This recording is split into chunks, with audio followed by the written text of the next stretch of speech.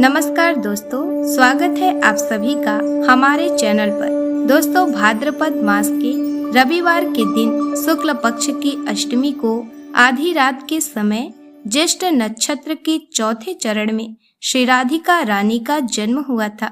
राधा अष्टमी श्री कृष्ण जन्माष्टमी के 14-15 दिनों बाद मनाई जाती है। पौराणिक मान्यता के अनुसार राधा जी कृष्ण जी की प्रेयसी हैं।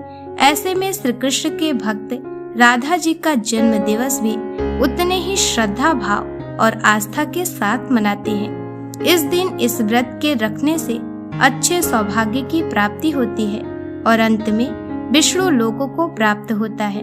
इसलिए जो मनुष्य इस लोक के संपूर्ण सुखों को भोगकर स्वर्ग लोक की कामना करते हैं, वे इस व्रत को बड़े ही श्रद्धा और भक्ति के साथ करते हैं। तो आइए राधा अष्टमी से जुड़ी पौराणिक कथा के बारे में विस्तार से जानते हैं। एक बार की बात है, राधा माता गोलोक में श्री कृष्ण के साथ रहती थी। एक दफा कृष्ण भगवान को गोलोक में राधा रानी कहीं नजर नहीं आई। कुछ देर बाद कन्हैया अपनी सखी विराजा के साथ घूमने चले गए। यह बात जब राधा रानी को मालूम हुई तो उन्हें गुस्सा आया और वो सीधे कन्हैया के पास पहुंची। वहां पहुंचकर उन्होंने श्री कृष्ण को काफी भला बुरा कहा। राधा रानी का यह रवैया भगवान श्री कृष्ण के प्यारे मित्र श्री दामा को बिल्कुल अच्छा नहीं लगा। श्री दामा ने उसी वक्त बिना कुछ सोचे समझे राधा रानी को पृथ्वी पर जन्म लेने का श्राप दे दिया। राधा को इतने गुस्से में देखकर कृष्ण भगवान की सखी विराजा भी नदी के रूप में वहां से चली गई। राधा ने श्रीदामा से श्राप पाने के बाद उन्हें राक्षस कुल में पैदा होने का श्राप दिया। राधा जी द्वारा दिए गए श्राप की वजह से ही श्रीदामा का जन्म शंखचूड़ दानव के रूप में हुआ। आगे चलकर वही दानव भगवान विष्णु का परम भक्त बना। दूसरी तरफ राधा रानी ने पृथ्वी पर वृषभानु के घर पुत्री के रूप में जन्म लिया। राधा रानी का जन्म वृषभानु जी के घर तो हुआ, लेकिन उनकी पत्नी देवी कीर्ति के गर्भ से नहीं। दरअसल जिस समय राधा मैया और श्रीदामा ने एक दूसरे को श्राप दिया था, तभी भगवान श्री कृष्ण ने कहा था कि राधा आपको वृषभानु जी और देवी कीर्ति की पुत्री बनकर पृथ्वी पर रहना होगा। मनुष्य के अवतार में आपका एक वैश्य से विवाह होगा, वो मेरे अंशावतारों में से ही एक होगा। इस तरह आप पृथ्वी पर भी मेरी ही बनकर रहेंगी, परंतु हम दोनों को बिछड़ने का दुख सहना होगा। इसके बाद कृष्ण भगवान ने राधा जी को मनुष्य योनि के रूप में जन्म लेने की तैयारी करने के लिए कहा। संसार के सामने वृषभानु जी की पत्नी गर्भवती हुई। जिस तरह एक बच्चा दुनिया में आता है, ठीक वैसे ही देवी कीर्ति का भी प्रसव हुआ। लेकिन असल में राधा माता का जन्म देवी कीर्ति के गर्भ से नहीं हुआ था। भगवान की माया से उनके गर्भ में वायु भर गई थी। देवी कीर्ति ने उसी वायु को जन्म दिया।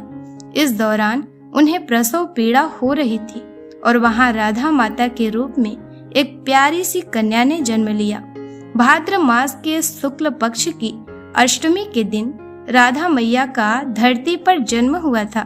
तभी से हर साल इस दिन को राधा अष्टमी के रूप में मनाया जाता है। राधा अष्टमी की दूसरी कथा। देवर्षि नारद ने एक बार भगवान सदाशिव के श्री चरणों में प्रणाम करके पूछा, हे प्रभु, श्री राधा जी के जन्म का महात्म सब प्रकार से श्रेष्ठ है। हे भक्तवत्सल, उसको मैं सुनना चाहता हूँ। हे महाभाग, सब व्रतों में श्रेष्ठ व्रत श्री राधा अष्टमी व्रत के विषय में आप बतलाने की कृपा करें। शिवजी बोले, वृषभानुपुरी के राजा वृषभानु महान उदार थे। वे महान कुल में उत्पन्न हुए तथा सब शास्त्रों के ज्ञाता थे। अणिमा, महिमा आदि 8 प्रकार की सिद्धियों से युक्त श्रीमान धनी और उदार चित्ता थे। वे संयमी, कुलीन, सदाचार से युक्त तथा श्री कृष्ण के आराधक थे। उनकी भार्या श्रीमती श्री कीर्तिदा थी। वे रूप यौवन से संपन्न थी और महान राजकुल में उत्पन्न हुई थी। महालक्ष्मी के समान भव्य रूप वाली और परम सुंदरी थी। वे सर्व विद्याओं और गुणों से युक्त कृष्ण स्वरूपा तथा महापतिव्रता थी। उनके ही गर्भ में सुबधा भाद्रपद की शुक्ल अष्टमी को मध्याह्न काल में श्री वृंदावनेश्वरी श्री राधा जी प्रकट हुई। हे महाभाग, अब मुझसे श्री राधा जन्म महोत्सव में जो भजन पूजन अनुष्ठान आदि कर्तव्य हैं उन्हें सुनिए।